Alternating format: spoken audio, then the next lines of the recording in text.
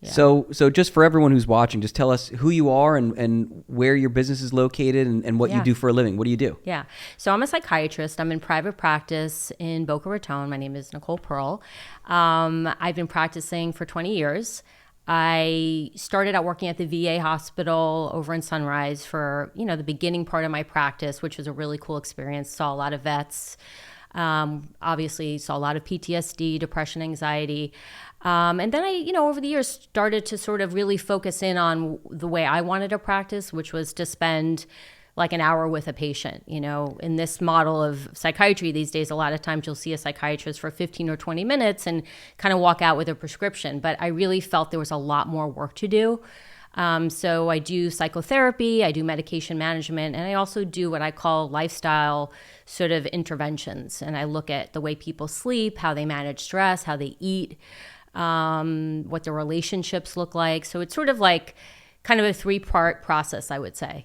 That I love that you take the whole approach. It's not like just the simple, because my image, for some reason, I don't know why, my image always is like the psychologist is the therapist who sits and speaks to someone, and then there's the psychiatrist who just, you go in, you talk to him for a few minutes, I got anxiety, here's a bottle of Xanax, see you later, we'll see you in a month, make sure that it's working. Right. But I appreciate much more like the whole version where it's not like, hey, here's just the medication, it's the therapeutic side of it. And is that important to you? Absolutely. I think it's very nuanced. I mean, listen, a lot of times I'll have a patient that comes to me already seeing a therapist, and I love working collaboratively with a therapist or a primary care doctor or even like an acupuncturist.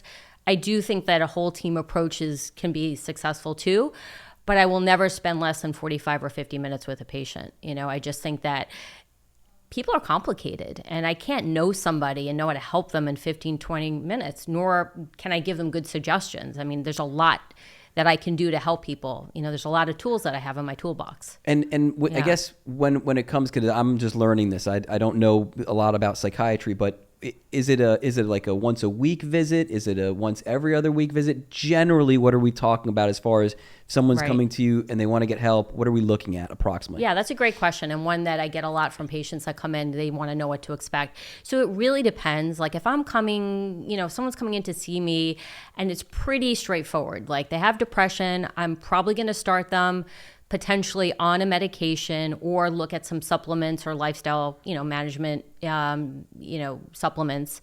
They would probably come in the first time, and then I'd follow up with them in 2 or 3 weeks if I've started them on something. And then I'd start to like space it out. So maybe it would be another month and then 3 months and so forth. But I really don't like to see patients any, further out from 3 or 4 months, because I want to keep a pulse on what's going on with them. Yeah, that makes sense. Yeah. That makes sense. Yeah. There's a stigma, I think, with some people. Sure. That they hear about antidepressants, they hear about these medications that are out there that really truly are like changing lives. Sure. But they're hesitant to go and talk to someone to like figure out the questions. Like, what's with the stigma and how do you feel about it? Yeah, I think it's definitely getting better. I mean, I think social media, one of the positive things, and there's a lot of positive things about social media, but for me in my field, I think there is a lot of positive messages that social media is putting out there. Like, it's okay, to be depressed and anxious. It doesn't mean that there's, that you're a horrible person or there's something really badly wrong with you. I think celebrities are promoting, their personal issues. So it's getting out there more. And I think, the way to think about this is I like to explain to patients, like if you had diabetes, for example, Eric, right? You wouldn't like not see your doctor and take metformin or insulin if you needed. You'd fix the problem. I mean, we know that whether you want to look at an inflammatory kind of hypothesis for why people have depression, or we just know that there's a serotonin issue. I mean, not to get too technical. Yeah, sure. But you're regulating something in the brain. And so there's nothing wrong with that. It doesn't mean that you want to be depressed or you're trying to be anxious or that you have control over it. It's like there's a brain issue.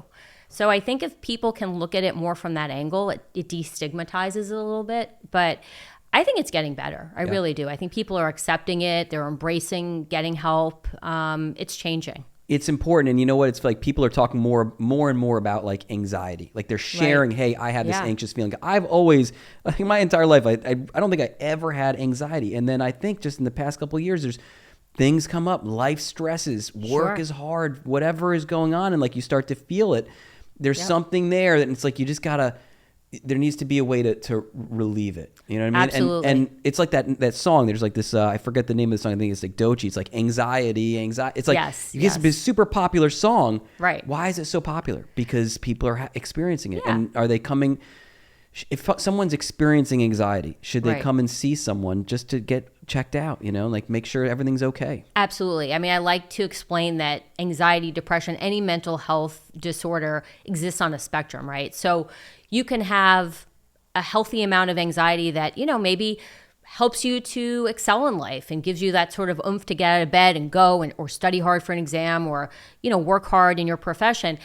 And then it can range all the way to debilitating anxiety to the point where you can't get out of bed because, you know, you feel like you're about to have a heart attack. You know, and a lot of times the number one way that anxiety will present is that feeling of like, I'm going to die. And so you can go to an emergency room and a doc is going to work you up thinking you're having a cardiac issue and you have a panic disorder. Yeah. So there's a real spectrum. And I think that it's just important to talk to somebody to figure out, am I at the point where I need really to fix this because my life is starting to cave in? I mean, typically people will come to you because they're starting to realize that, like a friend will tell you, a family member, hey, like you're not doing well. You need to really, you know, figure this out.